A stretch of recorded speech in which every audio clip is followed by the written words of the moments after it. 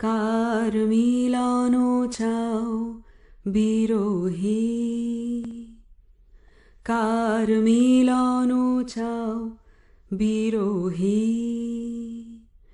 তাহারে কোথা খুঁজিছ, তাহারে কোথা খুঁজিছ, ভব অরণ্যে কুটিল জটিল গহনে, শান্তি সুখহীন রে মন, কার মিলন চাও বিরোহী, তাহারে কোথা খুঁজিছ, ভব অরণ্যে কুটিল জটিল গহনে, শান্তি সুখহীন রে মন, কার মিলন চাও বিরোহী। কলকাতায় এখন হেমন্তের বেশ একটা সুন্দর আমেজ জাঁকিয়ে বসেছে। পুজো শেষ, লক্ষ্মীর নাড়ুও শেষ, আবার ধীরে ধীরে শহর ফিরছে কাজের দিকে। কাল থেকে আবার কলেজ শুরু, তবে খুব একটা খারাপ লাগছে না অভিকের।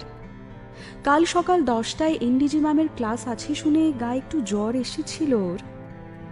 তাছাড়া সন্ধ্যের দিকে ভালোই বৃষ্টি হয়েছিল, বেশ একটা আদুরে ওয়েদার। ফুরফুর করে হাওয়া দিচ্ছে, পাশের বিশাল ফ্ল্যাট বাড়ির ঘরগুলো থেকে টুকরো টুকরো আলো এসে গোলা জেঁকে দিচ্ছে ছাদের ওপর। পূর্ণিমা নয় আজ, কিন্তু চাঁদের আলো একেবারেই কমেনি যেন।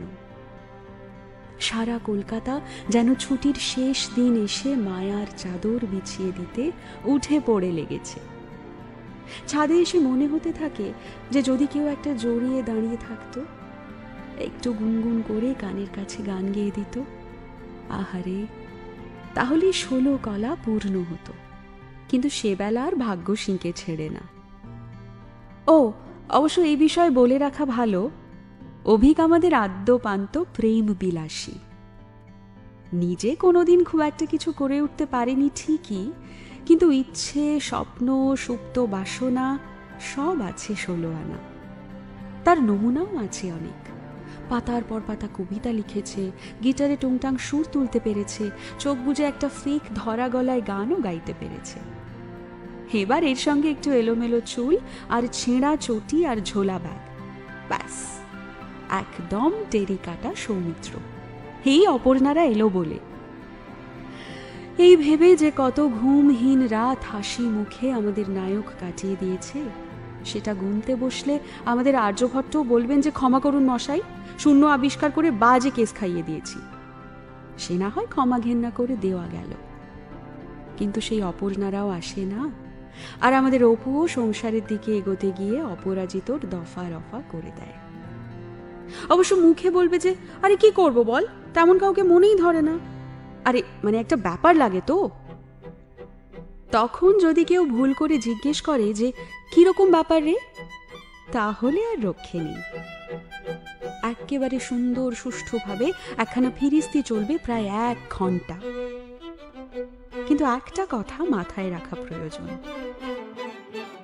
নায়ক আমাদের একেবারে পলিটিক্যালি কারেক্ট ছেলে। জীবনে যাদবপুরের ছায়াও মারাতে পারেনি, কিন্তু মনে মনে ওই গ্রিন জোনেই সে ফুল হয়ে ফুটে থাকে। সে যাকে, তা এইদিকে বৃষ্টির শেষে বেশ কবিতা কবিতা একখানা ওয়েদার। এমন ওয়েদারে রাত্রিরের খাওয়া দাওয়া যে বেশ জম্পেশ হবে, সেটাও ঠিক জানত। কাল থেকে ছেলে আবার কলেজ ক্যান্টিনের বাজে খাবার খাবে, তাই মা বেশ সুন্দর একটা পাঁঠা রেঁধেছে। অভিক সব খায়, ভেড়া, শার্ক, ইমু, অক্টোপাস, খরগোশ, মাকড়সা, কোনো কিছুর মাংসেই তার কোনো আপত্তি নেই, কিন্তু পাঁঠার কথাই আলাদা। কবজি বেয়ে ঝোল গড়িয়ে না পড়া অবধি খেয়ে তৃপ্তি হয় না। তাই হলো, তার উপর দই আর রসগোল্লাও ছিল। সবকিছু খেয়ে মুখ ধুয়ে ছাদে যখন অভিক এলো, তখন চারপাশের বাড়ির আলো একটু কমেছে। আকাশে তারা দেখা যাচ্ছে অনেকগুলো। এমন ফুরফুরে হাওয়ায় পেটে হাত বোলাতে বোলাতে অভিক বুঝতে পারল যে তার বেশ কবিতা পেয়েছে। বেশ খানিকক্ষণ অন্ধকারে বসে আছি, কোথা গেল খেলা, সেই মেঘ আছে, আকাশ আছে, জীবন আছে, তুমি নেই গোছের কালজয়ী লেখা লিখে অভিক বুঝতে পারল যে ব্যাপারটা ঠিক হচ্ছে না। ইগো দংশন হলো ঠিকই, কিন্তু ঘাতা ভেতরে রেখে গিটার টানলো এবার।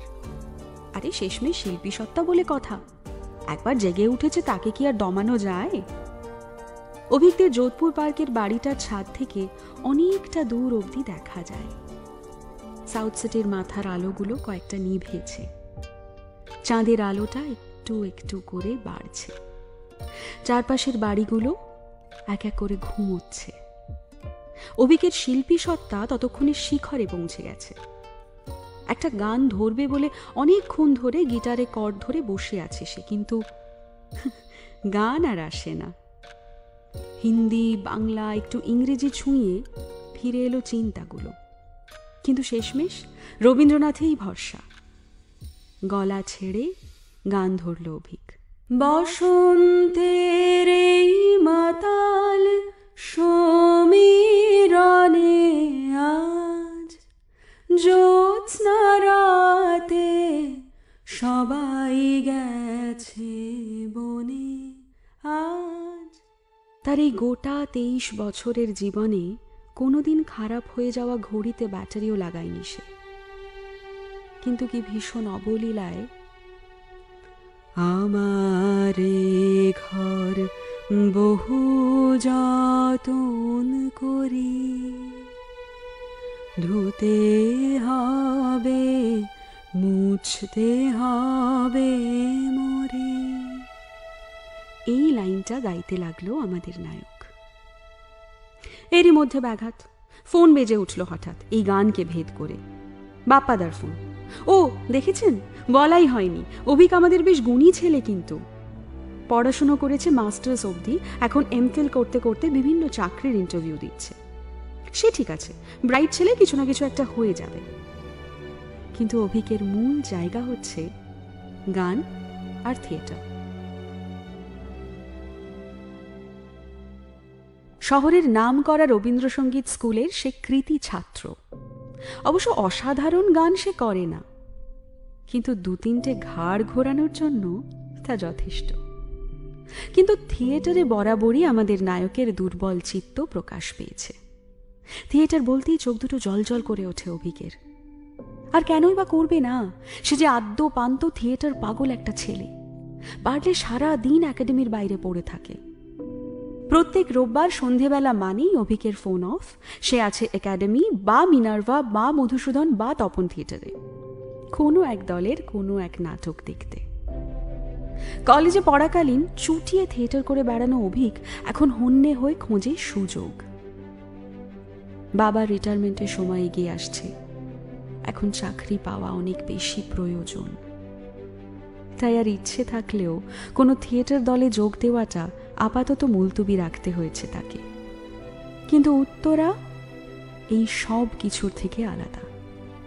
ছোট থেকে উত্তরায় গান শিখেছে অভিক, কিন্তু তার সঙ্গে সঙ্গে রপ্ত করেছে একের পর এক রবীন্দ্র নাটক। রক্তকরবী, মুক্তধারা, ডাকঘর থেকে শুরু করে অচলায়তন, ফাল্গুনী, সবেতেই অভিক বার করে অংশ নিয়েছে। ও বলে প্রত্যেকবার নাকি নতুন করে নাটকটা তার কাছে ধরা দেয়। সেই উত্তরার প্রিন্সিপাল বাপ্পাদা এত রাতে ফোন করছেন দেখে একটু অবাকই হলো অভিক। তাড়াতাড়ি ফোন ধরে বলল, হ্যাঁ বাপ্পাদা বলুন। ওপার থেকে বাপ্পাদার আওয়াজ এলো, হ্যাঁ অভিক, ঘুমিয়ে পড়েছিলে নাকি? না না, জেগেই আছি, বলুন না, বলল অভিক। আচ্ছা যাকে শোনো, স্কুল খুলছে আগামীকাল, তুমি কাল সকালে একবার আমার সঙ্গে দেখা করে যাবে অফিসে, কেমন? এবার জানুয়ারি নাগাদ বিসর্জন করার ইচ্ছে আছে, তোমাকে ভেবেছি জয়সিংহের চরিত্রে, তুমি কি পারবে? ছুটির শেষে এমন খবর পেয়ে অভিক তো বেশ খুশি হলো, সঙ্গে সঙ্গে উত্তর দিল, হ্যাঁ বাপ্পাদা, কোনো অসুবিধে নেই। উত্তরার এক্স স্টুডেন্ট এখন অভিক, তাই মাঝে মধ্যে নাটক বা গানের কোনো অনুষ্ঠান বা কাজ থাকলে বাপ্পাদা অভিককেই বলে থাকেন। তাছাড়া বিসর্জন খুব প্রিয় হলেও এখনো বিসর্জন করা হয়ে ওঠেনি। ওপার থেকে গম্ভীর গলায় বললেন বাপ্পাদা, শোনো, কাল বিকেলে অপর্ণার চরিত্র নিয়ে অডিশন আছে। বেশ কয়েকজন নতুন অভিনেত্রীর নাম এসেছে আমার কাছে। গানের গলাও ভালো। নির্দেশনাটা আমিই দেব ভাবছি, তোমাকে অ্যাসিস্ট্যান্ট হিসেবে রাখব। মনটা বেশ ভালো হয়ে গেল অভিকের। আবার উত্তরা, আবার থিয়েটার। পুজোর শেষে কেমন যেন সবকিছু আবার উৎসবের মতো হয়ে গেল। যাকে, বাপ্পাদার ফোন রেখে গিটারে আবার একটু সুর তুলল অভিক। কেন জানি ওর মনটা খুব হালকা লাগছে। চারপাশে এখন আলো প্রায় কিছুই জ্বলছে না। অন্ধকারের মধ্যে চাঁদের আলোটা আরো অনেক জোরালো হয়ে গিয়েছে। বর্ষাকাল এই বছর বারবার আসছে আর যাচ্ছে, কিন্তু এই মুহূর্ত যেন এক অদ্ভুত ভালো লাগায় মুড়ে রেখেছে অভিককে। রবীন্দ্রনাথ বরাবরই প্রিয় আমাদের নায়কের। অন্ধকারের মধ্যে চুপ করে অনেকক্ষণ বসেছিল সে। তারপর গান ধরল। কার মিলন চাও বিরোহী, কার মিলন চাও বিরোহী, তাহারে কোথা খুঁজিছ, তাহারে কোথা খুঁজিছ,